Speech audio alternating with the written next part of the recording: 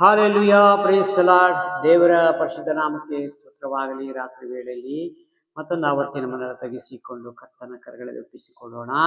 ಇವತ್ತು ಒಂದು ಸಂದೇಶವಾಗಿದೆ. ಕೀರ್ತನೆ ಭಾಗದಿಂದ 18ನೇ ಅಧ್ಯಾಯ 1ನೇ ವಚನವಾಗಿದೆ. ನನ್ನ ಬಲವಾಗಿರುವ ಯೆಹೋವನೇ, ನಿನ್ನಲ್ಲಿಯೇ ಮಮತೆ ಇಡುತ್ತೇನೆ. ಹಾಲೆಲೂಯಾ.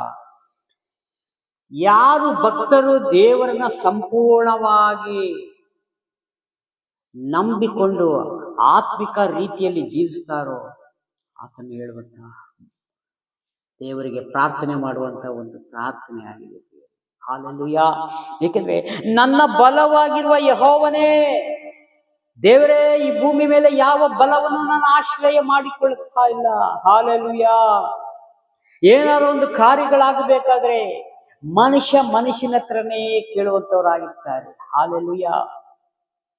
ಯಾವುದೇ ಒಂದು ಆಫೀಸ್ ಡ್ಯೂಟಿ ಇರ್ಬೋದು, ಎನಿ ಒಂದು ವರ್ಕ್ ಇರ್ಬೋದು, ಮನುಷ್ಯರ ಹತ್ರ ಹೋಗಿ ನನ್ನ ಕೆಲಸ ಮಾಡಿಕೊಡಿ ಅಂತ ಕೇಳುವಂತ ಕಾಲಘಟ್ಟವಾಗಿದೆ. ಅದ್ರ ಮಧ್ಯದಲ್ಲಿ ಭಕ್ತ ಇಲ್ಲಿ ಹೇಳ್ತಾನೆ, ನನ್ನ ಬಲವಾಗಿರುವ ಯೆಹೋವನೇ, ನಿನ್ನಲ್ಲಿಯೇ ಮಮತೆ ಇಡುತ್ತೇನೆ, ನಿನ್ನಲ್ಲೇ ಭರವಸೆ ಇಟ್ಟಿದ್ದೇನೆ. ನೀನೇ ನನ್ನ ಒಡೆಯನು. ನನ್ನ ಈ ಭೂಲೋಕದಲ್ಲಿ ಎಲ್ಲಾ ಕೆಲಸಗಳನ್ನ ನೀವು ಸ್ವಾಮಿ ನಡೆಸಿ ಕೊಡುವಾತನು ನೀನಾಗಿರುವುದಕ್ಕಾಗಿ ನಿನಗೆ ಸ್ತೋತ್ರ. ಹಾಲೆಲೂಯಾ. ಇವತ್ತು ಮಣ್ಕಾಲ ಹಾಕಿ, ದೇವರೇ, ನನ್ನ ಕೆಲಸ ಒಂದು ಈ ತರ ಬ್ಯಾಲೆನ್ಸ್ ಆಗ್ಬಿಟ್ಟಿದೆ ಸ್ವಾಮಿ, ಹೇಗೆ ಎಷ್ಟು ಸಮಯ ನಾನು ಓಡಾಡಿದ್ರು ಕೆಲಸಗಳು ಆಗ್ತಾ ಇಲ್ಲ ಸ್ವಾಮಿ ಎಂಬುದಾಗಿ ಯಾರಾದ್ರೂ ಭಕ್ತರು ಕೇಳುವುದಾದರೆ, ಬ್ಯಾಲೆನ್ಸ್ ಇರುವ ಕೆಲಸಗಳೆಲ್ಲ ದೇವರು ಮಾಡಿಕೊಡುವಂತವರಾಗಿದ್ದಾರೆ. ನಾವು ಮನುಷ್ಯನ ಮೇಲೆ ಡಿಪೆಂಡ್ ಮಾಡ್ಕೊಂಡಿದ್ದೇವೆ. ಹಾಲೆಲೂಯಾ. ಅದಕ್ಕೆ ಕೆಲವೊಂದು ಕಾರ್ಯಗಳು, ಕೆಲವೊಂದು ಕೆಲಸಗಳು ನಡೆಯುವುದಿಲ್ಲ. ನಾಳೆ ಬಾ ಅಂತ ಹೇಳ್ತಾನೆ, 4 ತಿಂಗಳು ಬಿಟ್ಟು ಬಾ ಅಂತ ಹೇಳ್ತಾನೆ. ಹಾಲೆಲೂಯಾ. ಆದರೆ ದೇವರನ್ನ ನಂಬಿ ನೀ ಶಾಂತವಾಗಿ ಹೋಗಿದರೆ ಸಾಕು, ನಿನ್ನ ಕೆಲಸ ಅಲ್ಲಿ ಸಕ್ಸಸ್ಫುಲ್ ಆಗ್ತದೆ. ಅದಕ್ಕೆ ಭಕ್ತನು ಹೇಳಿದ್ರು, ನನ್ನ ಬಲವಾದ ಯೆಹೋವನೇ, ನಿನ್ನಲ್ಲೇ ಮಮತೆ, ಅಂದರೆ ನಿನ್ನಲ್ಲೇ ಭರವಸೆ ಇಟ್ಟಿದ್ದೇನೆ, ನಿನ್ನ ಹೆಸರಿನ ಮೇಲೆ ನಾನು ಬದುಕುತ್ತೇನೆ ಎಂಬುದಾಗಿ. ಹಾಲೆಲೂಯಾ. ಪೇತ್ರನು ರಾತ್ರಿ ಎಲ್ಲಾ ಪ್ರಯಾಸ ಪಟ್ಟೆ ಸ್ವಾಮಿ, ಒಂದು ತುಕಡಿ ಮೀನನ್ನು ಸಿಕ್ಕಲಿಲ್ಲ. ಹಾಲೆಲೂಯಾ.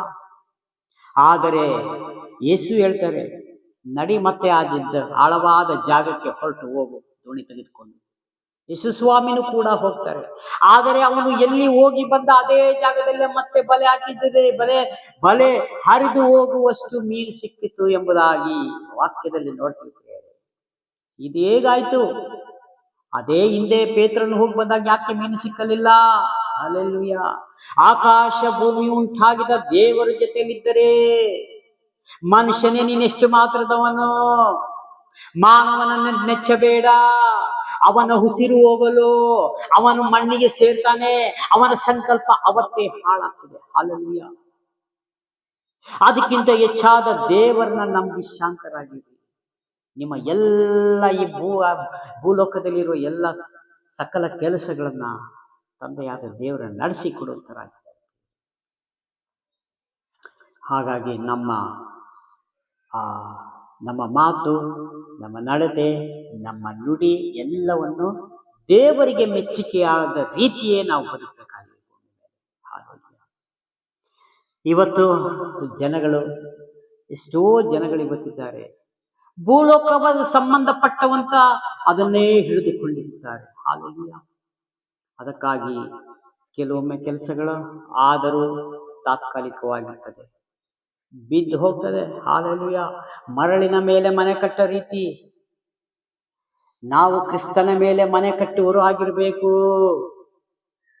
ಬಂಡೆಯ ಮೇಲೆ ಮನೆ ಕಟ್ಟುವರಾಗಿರ್ಬೇಕು. ಹಾಲೆಲೂಯಾ. ಏಕೆಂತಂದ್ರೆ ಎಂತ ಗಾಳಿ ಬಂದ್ರು, ಬಿರುಗಾಳಿ ಬಂದ್ರು, ಸಮುದ್ರ ಅಲೆಗಳು ಬಂದರೂ ಅದನ್ನ ಏನೂ ಮಾಡ್ಲಿಕ್ಕೆ ಆಗುವುದಿಲ್ಲ. ಯಾಕೆ? ಆ ಬಂಡೆಯೇ ಕ್ರಿಸ್ತನಾಗಿರ್ತಾರೆ, ಆ ಬಂಡೆಯೇ ಸ್ವಾಮಿ ಆಗಿರ್ತಾರೆ. ಹಾಲೆಲೂಯಾ. ಈ ನಂಬಿಕೆಯಲ್ಲಿ ಯಾರ್ಯಾರು ಪ್ರಿಯರೇ ಆ ಜ್ಞಾನದ ಮೇರೆಗೆ ಅದ್ರ ಮೇಲೆ ನಂಬಿಕೆ ಇಟ್ಟು ಮುಂದೆ ಸಾಗುತ್ತಾರೋ ಅವರಿಗೆ ಜೀವ ಎಂಬ ಜಯಮಾಲೆ. ಹಾಲೆಲೂಯಾ. ಜೀವ ಎಂಬ ಜಯಮಾಲೆಯನ್ನು ದೇವರು ಕೊಡುವಂತವರಾಗಿರ್ತಾರೆ. ಹಾಗಾಗಿ ಮತ್ತೆ 2ನೇ ವಚನವನ್ನ,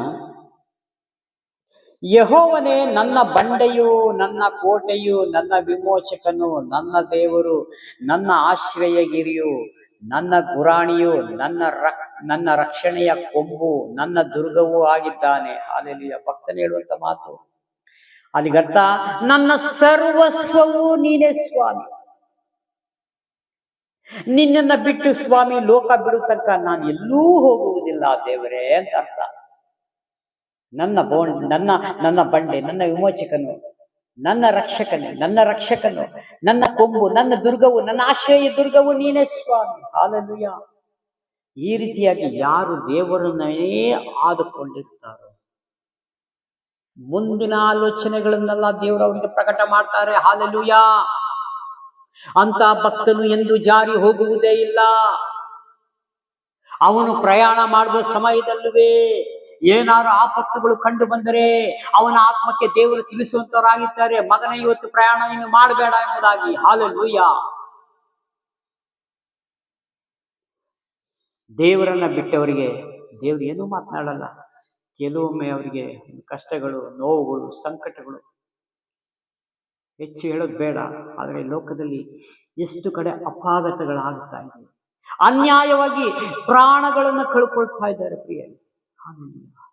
ಅಂಥವ್ರಿಗಾಗಿ ನಾವು ಪ್ರಾರ್ಥನೆ ಮಾಡಬೇಕು. ದೇವರ ಶಬ್ದಕ್ಕೆ ಇವತ್ತು ಕಿವಿಗೊಟ್ಟರೆ ಎಷ್ಟೋ ಒಳ್ಳೆಯದು.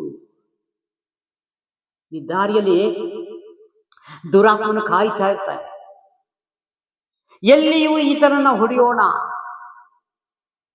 ಎಷ್ಟೋ ಕಡೆ ಈ ರೀತಿ ಇವತ್ತು ನಮ್ಮ ದೇಶದಲ್ಲಿ, ನಮ್ಮ ಪ್ರಪಂಚದಲ್ಲಿ ನಡೀತಾ ಇದೆ ಪ್ರಿಯ.